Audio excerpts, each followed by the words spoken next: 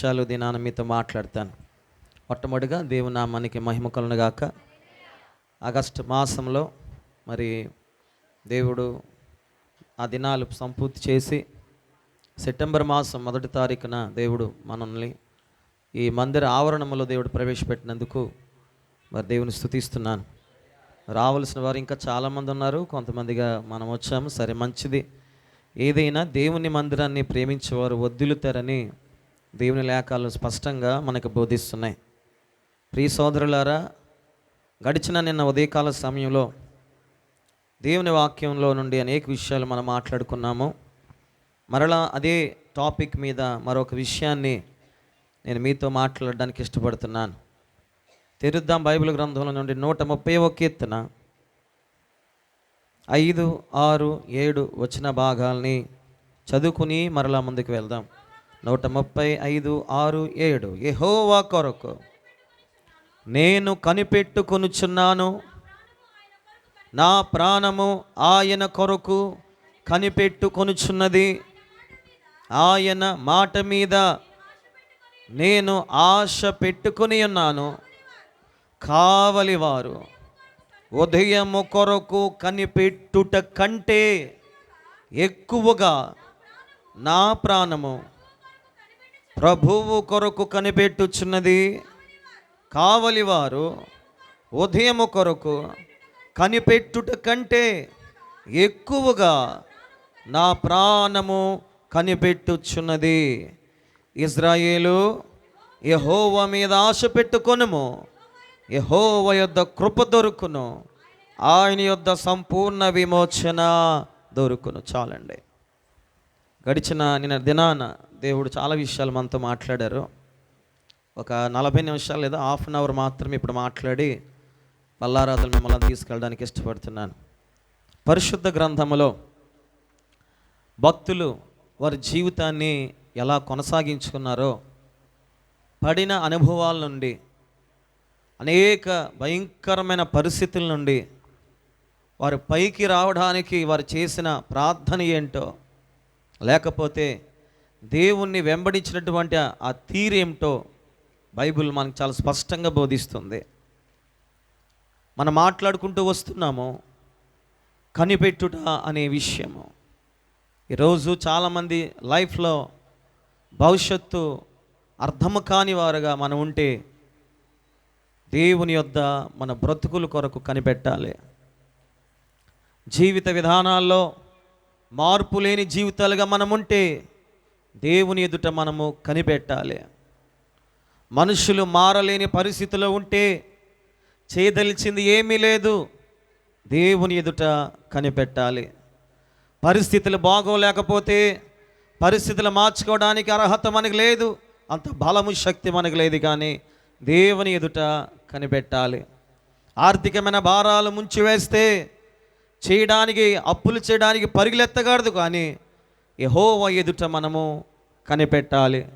శత్రువు మన మీద బాణాలు వేస్తున్నప్పుడు శత్రు బలమంతటి మీద అధికారం ఇచ్చే దేవుని యొద్ద మనం కనిపెడుతూ ఉండాలి. తెగుళ్ళు, వ్యాధులు మన వెంబడిస్తున్నప్పుడు మనం చేయవలసిన పని ఆయన ఎదుట మనము కనిపెడుతూ ఉండాలి. దావీదు అదే మాట్లాడుతున్నాడు. అయ్యా, నేను నీ ఎదుటనే కనిపెడుతూ వస్తున్నాను. నా బాల్యము నుండి కూడా, నా దినాలన్నీ కూడా, చాలా జీవిత కాలంలో నీ సహాయము కొరకు నేను కనిపెడుతూ ఉన్నాను. ఎందుకంటే సహాయము చేయడము నీకు తప్ప ఎవరికి చేత కాదు. నీవు తప్ప సహాయము ఎవరు చేయరు. మా బ్రతుకులు మార్చగలిగిన దేవుడు నీ ఒక్కడవే. కనుక మేము మీ ఎదుట ఆశ కలిగి మా ప్రాణము నీ మీద ఉంచుకొని, మా తృష్ణ నీ మీద వేసుకుని, దేవా మీ కొరకు మేము కనిపెడుతున్నాం. ఈ కనిపెట్టుటలో ఒక చక్కని ఉదాహరణగా ఆయన మాట్లాడుతూ అంటాడు, కావలివారు ఉదయము కొరకు కనిపెట్టుట కంటే ఎక్కువగా అన్నాడు. నిన్న కేవలము కనిపెట్టుట కోసమే మాట్లాడుకున్నాం. ఈ దినాన ఈ మాటను మీకు రేస్ చేసి ముందు తీసుకెళ్తాను. కావలివారు ఉదయము కొరకు కనిపెట్టుట కంటే ఎక్కువగా నీ కొరకు నేను కనిపెడుతున్నాను. ఆమేన్, హల్లెలూయా. ఈ రోజున ఒక మాట చెప్పనా, ఎక్కువగా ఎక్కువగా ఎక్కువగా నలిగిపోతూ నీవు ఉంటే, ఎక్కువగా ఎక్కువగా ఎక్కువగా శోధనల చేత కొట్టబడిన వ్యక్తివి నీవైతే, ఎక్కువగా ఎక్కువగా నీ జీవితంలో ఓదార్చలేని అనుభవాల్లో నీవు ఉంటే, నేను మాట చెప్తున్నాను, నేనేమి చేయలేను, మానవులు ఏమి చేయలేరు, కానీ యేసయ్య ఎదుట నువ్వు కనిపెట్టగలిగితే కనికరము చూపి కార్యము చేయగలిగిన దేవుడు యేసయ్య ఒక్కడేనండి. దేవునికి స్తోత్రాలు. హల్లెలూయా. నా జీవితంలో అనేక పరిస్థితులు నేను చూశానండి. అయితే నా శక్తి నా పరిస్థితులు మార్చడానికి సరిపోలేదు, నా జ్ఞానము నా పరిస్థితులను బయటికి వెళ్ళడానికి సరిపోలేదు, లేకపోతే ఇతరులు నన్ను ఆ పరిస్థితులు తప్పించడానికి వారి సామర్థ్యం సరిపోలేదు. ఎవరయ్యా నా జీవితాన్ని ఈరోజు ఇలా మలిచిందంటే, నేను ఎవరి యొద్ద కనిపెట్టానో ఆయనే నా బ్రతుకుని ఇలా మార్చారు. చాలామంది అన్నారు నన్ను, నువ్వెందుకు పనికిరావు, నువ్వు దేనికి యోగ్యుడు కావు, నువ్వు అడుక్కు తినవలసింది అన్నట్టుగా చాలామంది మాట్లాడారు. మరి కొంతమంది అన్నారు, నీకు అడ్రస్ లేదు, నీ బ్రతికేంటి అన్నారు. మరి కొంతమంది నువ్వు చేతకానోడు అన్నారు.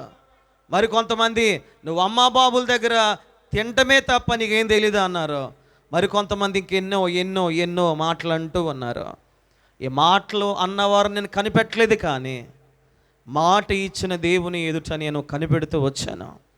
2007వ సంవత్సరంలో జనవరి 1వ తారీఖు రాత్రి 8:30 గంటలకు ప్రభువు నాతో మాట్లాడాడు. ఆ మాట్లాడిన మాట ఒకటే నేర్పించింది, కనిపెట్టు కనిపెట్టు. ఆయన నెరవేర్పు కాలములోనికి వెళ్ళడానికి మనం ఏం చేయాలో తెలుసా, కనిపెట్టాలి. నేను మరలా చెప్పాను, కావలి వారు ఎలా కాస్తారో తెలుసా, చాలా ప్రయాసముతో, భారభరితమైన హృదయముతో, చాలా కష్టమైన పరిస్థితిలో వారు కావలి కాయాలి. మీరు కూడా ఇంటికాడ అప్పుడప్పుడు చిన్న పిల్లలను చూసిన వారే మీరు అందరూ కూడా, చిన్న పిల్లలను కాయడం ఎంత కష్టం చెప్పండి ఒక మాటలో, చాలా కష్టం. అప్పుడప్పుడే అడుగులు వచ్చేవాళ్ళని కాయడం మరీ కష్టం. 1 సంవత్సరంన్నర 2 సంవత్సరాలని ఇంకా మరి సాగు చేయడం ఇంకా కష్టం. ఒక చిన్న పిల్లల్నే మనం కాయలేము. అలాంటిది ఈ రోజున ప్రపంచము శాంతముగా ఉందంటే దేవుడు ప్రపంచాన్ని కాపాడుతున్నాడు. మన దేశము క్షేమముగా ఉందంటే దేశాన్ని దేవుడు కాపాడుతున్నాడు. నేను మీకు చెప్పాను, ఒక రాజ నగరిలో కావలి వారు ఉంటారు. వారు ఎల్లప్పుడూ కూడా ఏ శత్రువు ఏ మూలండి వస్తాడా అని చెప్పి భయముతోనూ ఒక రకమైనటువంటి వణుకుతోనూ దేవుని ఎదుట, అలాగనే రాజు ఎదుట వారు యోగ్యులుగా కనబడడానికి ప్రాణం సహితము వారు పెడతా ఉంటారు. చాలాసార్లు సెక్యూరిటీ గాలను చంపేస్తారు. ఎమ్మెల్యేలు కానీ మంత్రులు కానీ వాళ్ళ కావలి కాస్తున్నప్పుడు, వారికి ప్రొటెక్షన్ వారికి ఇస్తున్నప్పుడు, ఏమండి మధ్యలో ఉన్నటువంటి ఆ కావలి కాసే వాళ్ళు ఏం చేస్తారో తెలుసా, చంపేస్తారు. అయితే ఒక మాట చెప్పనా, ఈరోజు నువ్వు కావలివాడిగా ఉన్నావో లేదో, కానీ మన ప్రభువైన యేసుక్రీస్తు వారు 24 గంటలు కనబడని కావలివానిగా మన ప్రాణాత్మ దేహాల్ని యేసయ్య కాపాడుతూ ఉన్నారు. కనబడిని అదృశ్య శక్తిమంతుడై ఉండి మనల్ని, మన పిల్లల్ని, మన కుటుంబ వ్యవస్థల్ని, చాలా విషయాల్ని దేవుడు ఏం చేస్తున్నాడు తెలుసా, కావలివాని కంటే ఎక్కువగా భారము కలిగి ఆయన మనల్ని ఏం చేస్తాడు తెలుసా, రక్షిస్తూ ఉన్నాడు. నేను ఇందాక ఆరాధన చేస్తున్నప్పుడు ఒక 2 దర్శనాలు నేను చూశానండి. అది చాలా చాలా హృదయాన్ని సంతోషపరిచింది. అదేంటో నేను తర్వాత ఎప్పుడైనా మీతో పంచుకుంటాను. అయితే వాక్యం బోధిస్తుంది, ఈరోజు నువ్వు కనిపెట్టే వ్యక్తివైతే, ఇదిగో దేవుడు నీతోనే మాట్లాడుతున్నాడు. నిన్న దినాన్ని కూడా ఇదే మాట్లాడని మరలా మాట్లాడుతున్నాను. కావలి వారకు కనబడేవేంటో తెలుసా, భయముతో కూడినటువంటి పరిస్థితులు. కావలి వానికి వినబడేవేంటో తెలుసా, శత్రు అలజల్లో. కావలి వానికి ఎదురైదేంటో తెలుసా, వ్యతిరేకతలో. అలాగునే నీవు కూడా ఇటువంటి పరిస్థితిలో నువ్వు ఉంటే, అమ్మా అయ్యా మీరందరూ దేవుని నమ్మిన వారు, విశ్వసించిన వారు కనుక మీరు చేయవలసిన పని కనిపెట్టడం. దేని కొరకు? కావలి వానికి తెలుసు ఖచ్చితంగా ఉదయం ఉంది, ఈ ఉదయం అయ్యేలోగా నా ప్రాణాత్మ దేహాలతో నేనేం చేయాలంటే నేను చేయవలసిన పని నేను కాపాడాలి, నా కర్తవ్యాన్ని నేను నెరవేర్చాలి. ఎందుకంటే ఈ కొంతసేపు, ఈ కొంతకాలము నేను ఓర్చుకోగలిగితే, ఈ కొంతకాలము నేను నిలబడగలిగితే ఉదయం రాబోతుంది. దేవునికి స్తోత్రం కలుగునుగాక. ఆ ఉదయం వచ్చినప్పుడు, ఆ వెలుగు వచ్చినప్పుడు ఏ శోధన నా మీదకి రాదు. నేను చెప్తున్నాను, దేవుడు నీకు ఉదయం దాచిపెట్టాడు. చీకటి కోన బ్రతుకులు నువ్వు బ్రతుకుతున్న వ్యక్తివైతే నేను మరలా చెప్తున్నాను, దేవుడు నీకంటూ ఉదయాన్ని దేవుడు ఇవ్వబోతున్నాడు. ఆ ఉదయంలో నీకు భయం పోతుంది, ఆ ఉదయంలో నీ మీద తెగుళ్ళు పోతాయి, ఆ ఉదయంలో నీకు ఉన్నటువంటి ఆర్థికమైన భారాలు పోతాయి, ఆ ఉదయంలో దుఃఖమును పోతుంది, ఆ ఉదయంలో నీ మనశ్శాంతి కలిగి నువ్వు జీవించగలుగుతాం. ఆ ఉదయంలో నువ్వు ప్రకాశిస్తావు. ఆ ఉదయాన్న దేవుడిని హెచ్చించడం మొదలు పెడతాడు. మీ పక్కవతో ఒక్క మాట భుజాల మీద చేయొచ్చు, చెప్పండి నీకొక ఉదయం ఉంది అని చెప్పండి. మరలా ఇదే మాట చెప్పండి, చాలా బలం. ఈ మాట మీరు వారిని ధైర్యపరిచినట్టు చెప్పాలి. నీకొక ఉదయం ఉంది. ఆమెన్, ఆమెన్, హల్లెలూయా. మనకేముందో తెలుసా తమ్ముడా, చెల్లి, మనకేముందో తెలుసా? చీకటి ఉందనుకుంటున్నావు నువ్వు. కాదు కాదు కాదు కాదు. చీకటిలో నుండి కొంతసేపు నువ్వు ఆగగలిగితే ఉదయం రాబోతుంది, ఉదయం రాబోతుంది. ఒక విషయాన్ని మీకు చెప్తున్నాను, చీకటిలో ఎంత నలిగిపోయావో, చీకట్లో ఎంత కన్నీరు కార్చావో, చీకట్లో ఎంత రోదన చేశావో, చీకట్లో ఎంత ప్రలాపించావో, అంగలార్పుతో నీ ప్రాణాన్ని ఆయాసపరుచుకున్నావో, ఆ చీకటి కోణాలు కంటికి కనబడకుండా దేవుడు తొలగించే ఒక రోజు, ఆ రోజు ఉదయాన్ని దేవుడు నీకు ఇవ్వబోతున్నాడు. బా ఆమేన్, హల్లెలూయా, హల్లెలూయా. చాలామంది నాతో చెప్తూ ఉంటారు, అయ్యా పరిస్థితులు బాగాలేదు, ప్రార్థన చేయండి. అయ్యా ఇలా ఉన్నాయి పరిస్థితులు, ప్రార్థన చేయండి. కొంత తమ్ముళ్ళు, కొంత చెల్లెళ్ళు, పెద్దోళ్ళు, అక్కలు చెప్తూ ఉంటారు, అయ్యా ఇది పరిస్థితి. ఆ పరిస్థితి ఏంటో తెలుసా? చీకటి కాలం, చీకటి కాలం, చీకటి కాలం. అయితే బైబిల్ బోధిస్తూ ఉంది, దావీదు అంటున్నాడు, కావలి వారి కంటే ఎక్కువగా, ఎక్కువగా దేవా నా ప్రాణం నీ కోసం కనిపెడుతుంది ప్రభువా. నలిగిపోతున్నటువంటి జీవితంలో దేవుడు ఒక మాట చెప్తున్నాడు, నీకు వెలుగు ఉంది. విచారముతో కుంగిపోయినటువంటి నీ హృదయానికి ఒక వెలుగు ఉంది. ఒంటరితనముతో విసుగుపోతున్నటువంటి నీ బ్రతుకు ఒక వెలుగు ఉంది. కానరాని ఆశీర్వాదపు ఛాయలతో ఉన్న నీ బ్రతుకుకు ఒక వెలుగు ఉంది. సమాధానం లేనటువంటి పరిస్థితిలో ఉన్నటువంటి నీ బ్రతుకుకు, నీ జీవిత విధానానికి ఒక వెలుగు, ఒక వెలుగు దేవుడు దాచిపెట్టాడు. నేను చెప్తున్నాను, యెహోవా మహిమ నీ మీద ఉదయించాలి, ఆయన ప్రసన్నత నీ మీద ఉదయించాలి. బైబిల్లో కీర్తన, గుమ్మములారా మీ తలపైకెత్తుకునుడి, పురాతనమైన తలుపులారా, గుమ్మములారా మీ తలుపుల పైకెత్తుకునుడి. ఈ కాలం ఏంటో తెలుసా? మహిమగల రాజు, మహిమగల రాజు, ప్రభువులకు ప్రభువు, రాజులకు రాజు, దేవుళ్ళకే మహాదేవుడు, ప్రభువులకే మహాప్రభుడు, కోట సూర్య చంద్ర నక్షత్రముల కంటే అత్యధికముగా శక్తివంతమైన దేవుడు, పరమదేవుడు, మహాదేవుడు, పరాక్రమమ దేవుడు, యుద్ధ నేర్పరి, విజయ వీరుడు, ఆశ్చర్యకరుడు, అద్భుతమైన వాడు నీ గుమ్మము గుండా ప్రవేశించబోయే కాలం రాబోతుంది. ఆమెను చెప్పండి గట్టిగా, స్తోత్రాలు చెప్పుతూ చప్పట్లు కొడుతూ ప్రభుని కనపరచండి. హల్లెలూయా. ఇప్పటి వరకు నీ గుమ్మములో, ఇప్పటి వరకు నీ గుమ్మాల గుండా కరువు వచ్చిందేమో. మరలా చెప్తున్నా వినండి, ఇప్పటి వరకు నీ గుమ్మాల వెంబడి కరువు వచ్చిందేమో, ఇప్పటి వరకు నీ గుమ్మాల నుండి తెగుళ్ళు వచ్చాయేమో, ఇప్పటి వరకు నీ గుమ్మంలో నుండి ఇదిగో వ్యతిరేకమైన పరిస్థితులు ఇంట్లోకి వచ్చాయేమో. నేను ప్రకటిస్తున్నాను, జీవము గల యేసు నామాన్ని బట్టి నేను ప్రవచిస్తున్నాను, జీవము గల యేసుని బట్టి ఇక నుండి నీ ఇంట్లో ఉన్న ప్రతి చీకటి ఛాయల్ని దేవుడు తొలగించునుగాక. ఈరోజు నువ్వు చేయాలి, నీ ముఖం ఎత్తుకో. ఆమేన్, హల్లెలూయా. ప్రాణమా నీ ముఖం ఎత్తుకో. ఎందుకంటే ఆ పురాతనమైనటువంటి ఆ గుమ్మముల్లో నుండి దేవుడు రాబోతున్నాడు మన ఇంటిలోనే. మన పితరులకు జీవితంలో వచ్చిన వాడు అదే దేవుడు మన జీవితంలో రావడానికి ఇష్టపడుతున్నాడు. ఆమె చెప్పండి ఒకసారి. ఒక చిన్న వ్యక్తి కోసం మీకు పరిచయం చేస్తాను. దేవుని చిత్తం మీద ఇంకా మాట్లాడతాను సమయాన్ని బట్టి. కనిపెట్టుట. ఒక యవనస్తుడు బైబిల్లో. ఆ యవనస్తుడు తండ్రి ఇంటి చేత చాలా గొప్పగా ఆదరించబడుతున్నాడు. నాకు తెలిసి అతనికి ఒక 14-15 వయసు ఉండొచ్చు. అతనికి అన్నలు కూడా ఉన్నారు.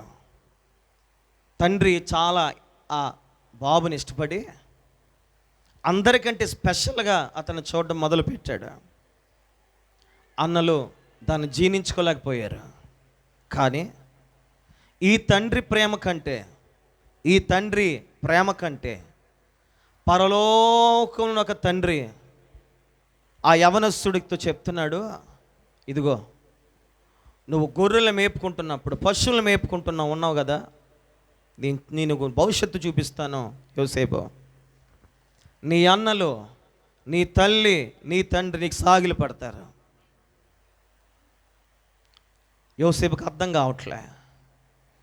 మరలా మాట్లాడుతున్నాడు, యోసేపు ఈరోజు నువ్వు మాట చెప్తున్నాను ఆలకించు. నువ్వు భవిష్యత్తులో నీ అన్నలందరినీ ఒక రాజ్యాన్ని నువ్వు ఏలుబడి చేస్తావు యోసేపు. ఆ మాట చాలా ఆనందం అనిపించింది యోసేపుకి.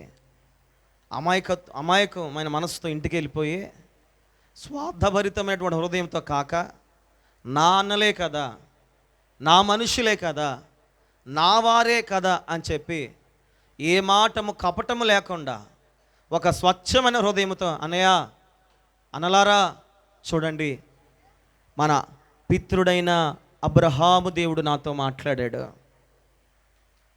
మన దేవుడని యెహోవా నాతో మాట్లాడాడు. ఆయన అన్నాడు, నాతో ఇలా చెప్పాడు. ఒక మధ్యలో ఒక పని ఉంది, మిగతా పనులన్నీ కూడా దానికి సాగిలు పడ్డాయి అని చెప్తుంటే వీళ్ళు అన్నారు, రే ఇలాంటి బుద్ధి, ఇలాంటి ఆలోచన నీకు ఎందుకు వచ్చిందిరా? నిత్యముగా మమ్మల్ని వేలుతావా అన్న? అలా కాదన్నా, దేవుడు నాతో మాట్లాడితే చెప్తున్నాను. రెండోసారి చెప్పాడు. మరలా చెప్పారు, వీడు నిత్యముగా ఘాతుకపు ఆలోచనతో వీడు ఉన్నాడు, వీడు మనకంటే ఎచ్చిపోవడానికి, అయ్యా నాన్నగారు మేమే కాదు మీరు కూడా, అమ్మ కూడా సాగిలి పడిపోతారని చెప్తున్నాడు. వీడు చాలా దుర్మార్గంగా ఆలోచన చేస్తాడని చెప్పి ఏమీ ఎరగనటువంటి యోసేపు మీద వీళ్ళందరూ ఏం చేశారంటే పగ కట్టి ఒక గుంటలో పడగొట్టి తొక్కి తొక్కి తొక్కి చావుకు దగ్గరగా తీసుకెళ్ళిపోయారు. యోసేపుకు ఏ పాపం తెలీదు. యోసేపుకి ఏం తెలీదు? ఏ పాపం తెలీదు. అతడుకున్నదంతా ఒకటే తత్వం, యథార్థమైన హృదయం. ఎలాంటి హృదయం ఆయనకి? యథార్థమైన హృదయం. స్వార్థము లేని బ్రతుకుతున్నాడు. ఈలోగా తండ్రి ఇంటి నుండి తీసుకొచ్చి ఆ చేనులో శుభ్రంగా కొట్టిపడేశారు. కొట్టేసి ఆ గుంటలో పడేసి చంపేస్తున్న పరిస్థితులు వచ్చాయి. రూబేను అడ్డుపడ్డాడు. అరే ఇంత ఘాతుకం మనం చేయకూడదురా, ఇది మనకు తగదరా, ఇంత నేరం మన మీద పడకూడదు, పని చేద్దాం. వీడు మన దగ్గర ఉంటేనే కదా సమస్య, వీడు మన మధ్య ఉంటేనే కదా నష్టం, వీడిని వేరే ప్రాంతానికి పంపించేద్దాం, వీడు చచ్చిపోయాడని చెప్పి తండ్రితో చెబుదాం అని చెప్పి ఆలోచన చేసి ఆ అంగీని చింపేసి, అంగీని చీల్చివేసి ఒక మేకపిల్ల రక్తము దాని మీద ప్రోక్షించి యోసేపును ఐగుప్తు దేశానికి వెళ్తున్న మిద్యానీయులకు అమ్మేశారు. యవ్వనస్తుడు, నీలాంటి నాలాంటి వయసు కాదు అతనిదే. అభం శుభం తెలియనటువంటి వయసు అది. ఎలా కష్టపడాలో, ఎలా నిలగొట్టుకోవాలో జీవితం అసలు ఏంటో అర్థము కాని వయసు అది. అలాంటి వయసులో అన్యాయము చేత అనవసరంగా అన్నలు చేసినటువంటి కపటోపు ఆలోచన ద్వారా ఒక్కడే ఐగుప్తు దేశానికి వెళ్ళిపోయాడు. ఈ మాట ఇక్కడ నుండి మీరు చాలా జాగ్రత్తగా వినండి. ఐగుప్తు దేశానికి వెళ్ళినటువంటి యోసేపు, మా నాన్న ఎప్పుడు వస్తాడు అని చూడలేదా? ఐగుప్తు దేశానికి వెళ్ళినటువంటి ఆ యోసేపు, మా అన్న అయిన రూబేను ఎప్పుడు వస్తాడా అని కనిపెట్టలేదు. ఐగుప్తు దేశానికి వెళ్ళిపోయినటువంటి యోసేపు, నా తమ్ముడైన బెన్యామీను వస్తాడా అని కనిపెట్టలేదు. ఐగుప్తు దేశానికి వెళ్ళిపోయినటువంటి యోసేపు, నా ఇంటి వారు వస్తారా అని కనిపెట్టలేదు. కానీ నాన్న కనబడకపోయినా, అన్నలు కనబడకపోయినా, అమ్మ కనబడకపోయినా అతను ఒక్కరి కోసమే కనబెడుతున్నాడు. తన దేశ ప్రజల వారు కాదే, ఆ భాష మాట్లాడేవారు వారు కాదే, వారు సాంప్రదాయాలు, వాళ్ళ కట్టులు, వారి దేవుళ్ళు వేరే అయినా కూడా ఒక్కడైనా యోసేపు ఈరోజు ఒక గొప్ప పాఠం నేర్పిస్తున్నాడు. 130 కీర్తనలో దావీదు అన్నట్లుగా, యేసయ్యా కావలి వారు ఉదయం కంటే ఎక్కువగా కనిపెట్టినట్లుగా వారికంటే ఎక్కువగా నీ కొరకు నేను కనిపెడుతున్నాను అన్నట్టుగా యోసేపు తన జీవితాన్ని ఐగుప్తులో మనకు చూపిస్తున్నాడు. యోసేపుకు కావలసింది ఏంటో తెలుసా? దేవా, నన్ను వాళ్ళు పడగొట్టినా పర్వాలేదు, నాన్న వాళ్ళని విడిచిపెట్టినా పర్వాలేదు, నా తండ్రి నుండి తోలివేసినా పర్వాలేదు, కానీ నువ్వు ఏదైతే మాట్లాడావో, నువ్వేదైతే నాకు చూపించావో దాన్ని నేను కనిపెడుతున్నాను ప్రభువా. దేవునికి స్తుతి కలుగునగాక. ఒక యోసేపులకు నువ్వు ప్రార్థన చేయగలుగుతావు ఈ రోజున? ఒకసారి నువ్వు ఆలోచించి. ఎన్నోసార్లు దేవుని వాక్యం వింటున్నావు నువ్వు, కానీ యోసేపుకు ఉన్నటువంటి మెంటాలిటీ నీకుందా? ఎవ్వరూ లేరు అతనికి, ఎవ్వరూ లేరు. ఒక సేవకుడు, ఒక యాజకుడు లేడు, ఒక వాక్యం చెప్పేవారు లేరు, ప్రార్థనతో సహకారులుగా ఉండి ప్రార్థించేవారు అతనికి లేదు, ఒక మందిర అనుభవాలు అతనికి లేవు, ఒకడు ఆ దేశంలో ఒక ప్రవక్త కూడా లేడు, ఆ దేశంలో ఒక నాయకుడు కూడా లేడు. ఎవరు లేని చోట యెహోవా కొరకు కనిపెడుతున్నటువంటి వాడు ఆయన ఒక్కడే. బైబిల్ చెప్తుంది, ఆయన కొరకు కనిపెట్టేవారు కట ఏం దొరుకుతుంది? ఆయన బలము, ఆయన కృప, నూతన బలము. దేవునికి స్తోత్రం కలగా. ఇదిగో వినండి, నువ్వు కనిపెడుతూ కనిపెడుతూ కనిపెడుతూ బలహీనమైపోవేమో, కనిపెడుతూ కనిపెడుతూ కనిపెడుతూ ఓపిక లేకుండా అయిపోవేమో, కనిపెడుతూ కనిపెడుతూ కనిపెడుతూ ప్రాణం విసిగిపోయిందేమో. మరలా నేను చెప్తాను ఉదయం, నూతన బలముతో దేవుడు నిన్ను నింపునుగాక. హల్లెలూయా. ఎంతైతే ప్రభు దగ్గర నువ్వు కనిపెట్టినటువంటి గడియలు ఉన్నాయో, ఎంతైతే ప్రభు దగ్గర నువ్వు కనిపెట్టి కన్నీరు కాచిన పరిస్థితులు ఉన్నాయో, అంతకు మించి యెహోవా నూతన బలము చేత నిన్ను నింపునుగాక. ఆమేన్. హల్లెలూయా. కనిపెట్టడంలో యోసేపుకి మించిన వాడు లేడంటాను నేను. వెళ్ళిపోయాడు, ఆ దేశానికి వెళ్ళాడు. పరిశుద్ధత విషయంలో కనిపెట్టుకుంటున్నాడు, నేను అపవిత్రుని అయిపోకూడదని ఆ దేశంలో. మరొకటిలో అతను మెచ్చుకోవాల్సింది ఏంటంటే, నేను పొరపాటున ఐగుప్తులు ఆరాధిస్తున్న దేవుళ్ళకు మొక్కేస్తానేమని చెప్పి తన యందు భయభక్తులు కలిగిన విషయాల్లో జాగ్రత్తగా కనిపెట్టుకుంటూ, అపవిత్ర అంటుకోకుండా, భక్తినదిలో పడిపోకుండా, విగ్రహారాధన వెళ్ళిపోకుండా, లోక ఛాదల్లో పడిపోకుండా, లోకాశల వైపు వెళ్ళుకోకుండా, అందరూ బ్రతికినట్లుగా నేను కూడా బ్రతకాలని చెప్పి అలాంటి మనసు లేకుండా తన ప్రవర్తన అతను ఏం చేస్తున్నాడంటే జాగ్రత్తగా కనిపెట్టుకుంటున్నాడు. అయ్యలారాములారా, మన ప్రవర్తన జాగ్రత్తగా కనిపెడుతున్నామా? ఎలా మాట్లాడుతున్నాం, ఎలా ఉంటున్నాం, ఎలా జీవిస్తున్నాం, కనిపెట్టగలుగుతున్నామా? యోసేపు తన దేశంలో ఒక హెబ్రీయుడు ఎవడు లేకపోయినా, ఐగుప్తు దేశంలో ఎవరు కూడా ఇజ్రాయేల్ సంతతి వారు లేకపోయినా అతడు ఒక్కడే ఉన్నాడు. ఒక మాట చెప్పిన, యోసేపుకు ఆ కాలం అంతా కూడా చీకటి కాలమే, కానీ యోసేపుకు దేవుడు అదే కాలాన్ని ఉదయనగా దేవుడు మార్చి పడేశాడు. దేవునికి స్తోత్రాలు. హల్లెలూయా. ఇంటికి వాళ్ళ అన్నలు చెప్పారు, తమ్ముడు చచ్చిపోయాడు అని చెప్పారు. ఏం చెప్పారు ఎండల్లో? చెప్పండి ఒకసారి. చచ్చిపోయాడు అని చెప్పారు. యాకోబేమో ఏడుస్తూ ఏడుస్తూ ఏడుస్తూ ఉన్నాడు. అయితే ఒక రోజుకు ఒక విషయం చెప్తాను, ముందుకు వెళ్తాను, క్లుప్తంగా మాట్లాడతాను. యోసేపు గురించి 6 పాయింట్లు చెప్తాను, మీకు మనసులో పెట్టుకోండి. బైబిల్లో తెరవండి ఒకసారి. బైబిల్ తెరిచి 42వ ఆదికాండం 42వ అధ్యాయము 18వ వచనం, అంతకుముందు 39:9 చదవండి. ఆదికాండం 39:9. అమ్మా 39:9.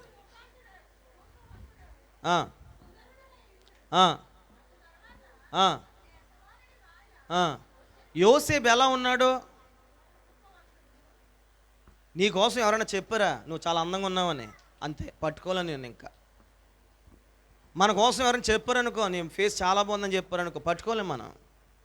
కానీ యోసేపుకు ఎవరో స్టేట్మెంట్ ఇస్తున్నారంటే ఏకంగా బైబిల్లోనే ప్రవక్తలైనటువంటి వారు స్టేట్మెంట్ ఇస్తున్నారు. యవనస్తుడైనటువంటి యోసేపు చూడడానికి చాలా రూపవంతుడు, సుందరుడు అతడు. అటు తర్వాత అతని యజమానురాలైనటువంటి ఆవిడ ఏం చేసిందంటే యోసేపు మీద కన్నేసింది. కన్నేసిన వాళ్ళు ఉంటారు చాలామంది. జాగ్రత్త. నీ యవన జీవితాన్ని పాడు చేద్దామని, నీ పరిశుద్ధతను పాడు చేద్దామని, నీ పవిత్రమైన లైఫ్ని పాడు చేద్దామని వాళ్ళు కూడా సాతాను చేత కనిపెట్టే వాళ్ళు ఉంటారు. జాగ్రత్త బిడ్డలారా. నీ సంసారాన్ని పాడు చేద్దామని, నీ కుటుంబాన్ని పాడు చేద్దామని, సాతాను వేసిన వలల్లో నేను పడగొడదామని సాతాను కూడా 24 గంటలు కనిపెడుతూ ఉంటాడు. జాగ్రత్త. నీ సమర్పణ పాడు చేద్దామని, నీ పవిత్రతను, నీ పరిశుద్ధతను, నీ తీర్మానాలను పాడు చేద్దామని సాతాను కూడా కనిపెడుతూ ఉంటాడు. జాగ్రత్త. ఈ రోజున బైబిల్ చెప్తుంది, ఆవిడ అన్నది నాతో నువ్వు పాపం చెయ్యి. యోసేపు ఏం చేశాడు తెలుసా? తన వస్త్రముని విడిచి వెళ్ళిపోయాడు. నేను ఒక మాట, దీనికి ఒక సబ్ హెడ్డింగ్ పెడతాను, సబ్ టైటిల్ చెప్తాను. ఏంటంటే, అతడు యెహోవా యందలి భయభక్తి కలిగిన వాడు. ఎవరి ఎడల మొట్టమొదటి క్వాలిఫికేషన్ ఏంటంటే యోసేపులో భయమును భక్తిని కలిగి. ఎవరి మీద? యజమానుడి భార్య మీద కాదు, యజమానుడి మీద కాదు. ఎవరి మీద అంటే మొదటిగా దేవుని మీద. లోకంలో బతికేవాళ్ళు అనగా మన బతికుతున్న మన అందరూ ఒక మాట చెప్తాను, గుర్తెట్టుకోండి. ఈరోజు పాస్టర్ గారు తిడతాడో అని భయం కాదు, మా నాన్న తిడతాడో అని భయం కాదు, మా అమ్మ తిడతాదే అని భయం కాదు, మాస్టర్ గారు తిడతారో అని భయం కాదు, మా తాత తిడతాడో అని భయం కాదు. ముందు ఉండవలసిన భయము. నువ్వు మనుషుల భయంతో ఉంటే ఖచ్చితంగా ఆ మనిషి లేనప్పుడు పొరపాటు చేసే పరిస్థితి ఉంది. మనుషుడి మీద నువ్వు ఆధారపడి ఆ మనిషిని నేను భయపడుతూ అతనుంటే ఒకలాగా, అతను లేకపోతే ఇంకోలాగా ప్రవర్తన కలిగి ఉంటే ఖచ్చితంగా నీ జీవితం నాశనం అయిపోద్ది. మనిషిని మీద కంటే ముందుగా నీకు ఉండవలసిన భయం ఎవరి మీద అంటే దేవుని మీద ఉండాలి. ఎవరి మీద? యోసేపుకి నాన్న లేడు, అక్కడ అడిగే నాన్న లేడు, తిట్టే అన్నదమ్ములు లేరు, గద్దించే యజమానుడు కూడా లేడు. పాపం చేయడానికి బోల్డ్ అవకాశం ఉంది. చేశాడా? అతనుకున్న ఏకైక అద్భుతమైన క్వాలిఫికేషన్లో నాకు చాలా ఇష్టమైనది ఏంటంటే, అతనికి పాపము చేయుటకు అవకాశం ఉన్నా, పాపమే పరిగెత్తుకుని తన యొద్దకు వచ్చిన, పాపము చేయుటకు అన్ని అనుకూలమైన యోసేపు ఏం చేయడు తెలుసా? అయ్య బాబోయే, నేను ఎవరి కొరకు కనిపెడుతున్నానో ఈ రోజున ఆయన చూస్తాడు.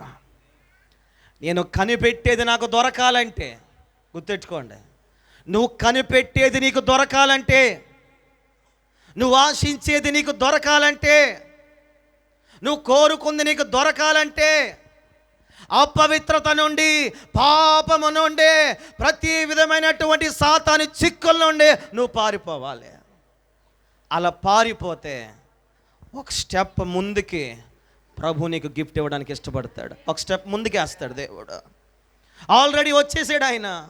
కానీ యోసేపు జీవితంలో క్రమక్రమముగా దేవుడు యోసేపు విషయంలో దిచ్చింది, యోసేపు కనిపెట్టింది నెరవేర్చడానికి 6 విషయాలు కావాల్సి వచ్చింది. ఎన్ని విషయాలు? 6 విషయాలు అతడు చేస్తేనే తప్ప ఆయన మాటను అక్కడ నెరవేర్చలేదు. అంటే నువ్వు కనిపెట్టిది జరగాలంటే కొన్ని లక్షణాలు నీలో నుండి బయటికి రావాలి. అది దేవుడు చూడాలి. ఎవరు చూడాలి? చాలా సింపుల్, కానీ అదే నిజమైంది. యోసేపును ఆ విషయంలో చూశాడు. అనుకున్నాడు దేవుడు, యోసేపు నా యందు భయమును భక్తి కలిగిన వాడు. ఆమేన్, హల్లెలూయా. నేను అతన్ని దేశము కాని దేశంలో పాడేశాను. దేశము కాని దేశం అన్న లేక తండ్రి లేని పరిస్థితిలో ఎవరో తెలియనటువంటి ప్రాంతంలో పడేశాను. అయినా కూడా అతనికి పాపాన్ని నేను దగ్గరగా తీసుకెళ్ళినా అతను ఏం చేయలేదంటే, పాపాన్ని ప్రేమించక నా యందు నిలకడగా ఉన్నాడు. నా దర్శనాన్ని ఇంకా అధికం నేను చేస్తాను. ఆమెన్ చెప్పండి ఒకసారి. ఆమెన్, హల్లెలూయా. ఒక మనిషి పాపాన్ని జయించగలిగితే ఏమవుతాయి అంటే, ప్రభు కృప అధికముగా నీ మీదకి దిగి వస్తూ ఉంటుంది. ఒక మనిషి పాపాన్ని విసర్జించగలిగితే, చూడకుండా ఉండగలిగితే దేవుని హెచ్చుబాటు నీ మీద అధికమవుతూ ఉంటుంది. ఒక పాపమే కాదు, ఒక స్వార్థపూరితమైన ఆలోచన కూడా, కపటమైన మనస్సు కూడా, అబద్ధపు పెదవుల నుండి కూడా, స్వార్థమూలికమైనటువంటి ఏమండి తంత్రగొట్టి ఆలోచనల ద్వారా కూడా నువ్వు వాటన్నిటిని విడిచిపెడితే, ఈ కల్మషనంతా విడిచిపెడితే, ఈ యొక్క సనుగుల్లో, ఈ యొక్క వ్యతిరేకమైన మనస్సులో, ఇదిగో వ్యతిరేకమైన భావాలు, ఇవన్నీ విడిచిపెట్టగలిగితే, నేను మాట చెప్పున ప్రభు నీకు ఇచ్చేది ఒక మెట్టు ముందుకు వస్తుంది. ఆమేన్. ఏమవుద్ది? ఆయన ఇచ్చేది ముందుకు వస్తుంది, వెనక్కి వెళ్ళేది కాదు. గుర్తెట్టుకు ఈ రోజున యోసేపు యవన కాలంలో ఉన్నాడు. యవన కాలంలో బోల్డ్ శక్తి, బోల్డ్ వయసు, అందం అన్నీ ఉన్నాయి, గుడ్ క్వాలిఫికేషన్ అన్నీ, యోగ్యుడిగా ఉన్నాడు. అయినా కూడా అతనికి భయం ఏంటంటే తన దేవుడని యెహోవాని బట్టి భయము. ఎవరిని బట్టి? ఎవరిని బట్టి? చెప్పాలి. ఎవరిని బట్టి భయం? వాడికి దేవుడిని బట్టి. రెండో మాట చెప్తాను, 42:18 కూడా చదవండి ఒకసారి. 3వ దినాన్న యోసేపు వారిని చూచి, అదిగో అంటున్నాడు, ఆ రోజైతే దేవుడు సాక్ష్యం చెప్పాడు తన క్రియల ద్వారా, ఇప్పుడు చెప్తున్నాడు నేను దేవునికి భయపడతాను. ఎవరికి భయపడి? నేను యోసేపులో నేర్చుకోవాల్సింది ఎవరికి భయపడాలి? ఫస్ట్ దేవుడికి. అరే బాబు, నీకు దేవుడు అంటే భయం ఉందా? అరే నాయన, అమ్మ, నీకు దేవుడు అంటే భయం ఉందా? భయం లేని కోళ్ళ తయారవుతున్నారు కొంతమంది, భయం లేని భక్తి చేస్తున్నారు కొంతమంది. భయం లేవు, వణకడం లేదు, గడగడలాడడం లేదు. నువ్వెంత నువ్వు చెప్పేది అంటున్నారు అమ్మ బాబుల్ని. భయం ఎక్కడుంది ఈరోజు మనుషుల్లో? దౌర్భాగ్యమైన విశ్వ సంస్కృతి నేర్చుకుంటున్నారు చాలామంది. పెద్దల మీద తిరుగుబాటు, ఆత్మీయుల మీద తిరుగుబాటు, సేవకుల మీద తిరుగుబాటు, చులకన చేయడం, అపహాసం చేయడం, ఎగతాళి చేయడం, వెక్కిరించడం, ఇవన్నీ నేర్చేసుకున్నాడు ప్రతి ఒక్కడు కూడా. కారణం చెప్పిన వాడికి భయాలు లేవు, వాడికి భయం లేదు. ఓ మాట చెప్పన యోసేపుకున్న గొప్ప క్వాలిఫికేషన్ ఏంటంటే, యజమానురాలు భార్య ఆశించిన యజమాని ఎప్పుడు తక్కువ చేసి చూడలేదు. యజమానుడు భార్య పాపం పెట్టి తను ఏం చేసింది, శిక్షకు పంపించేసిన వాళ్ళ నాశనాన్ని ఎప్పుడు కోరుకోలేదు. ఎందుకంటే ఆయన కనిపెట్టేది అది కాదు. మరలా చెప్తాను, గుర్తెట్టుకో, యోసేపు కనిపెట్టేది అది కాదు. ఎవడు నన్ను ఎంత హింసించినా నేను కనిపెట్టేది నా దేవుడి దర్శనం. ఆమెన్ చెప్పండి. ఎవడు నన్ను పడగొడదామని చూసినా వాడిని నేను ఎలా పడగొట్టాలో అనే ఆలోచన నాకు అవసరం లేదు. నాకు కావాల్సింది ఆయన కార్యం ఎప్పుడు జరుగుద్ది. ఆ మనసు నీలో ఉందా? నీలో నీకు ఎలా ఉందంటే, ఫీలింగ్ ఎలా ఉందంటే, నేను యుద్ధం చేయాలి, నేను పోరాటం చేయాలి, నేను నెగ్గాలి. నువ్వు నెగ్గో. నువ్వు కోరుకోవలసింది ఆయన అనుగ్రహించే దాన్ని నువ్వు కనిపెట్టుకోవాలి. యోసేపు ఫైట్ చేయొచ్చుగా, కనీసం మాట్లాడొచ్చుగా, వాండర్తో గొడవ పెట్టుకోవచ్చుగా, ఖైదీలు వేస్తుంటే బతులాడుకోవచ్చుగా. ఇవన్నీ జరగలేదు, బైబిల్లో రాయలేదు. కానీ అతడు శిక్షను అనుభవించాడు. శిక్ష ఎవరు అనిపిస్తారో చెప్పనా? యెహోవా కొరకు కనిపెట్టేవాడు అనిపిస్తాడు. నా కుమారుడా, నీ తండ్రి శిక్షను నువ్వు ఏం చేయొద్దు,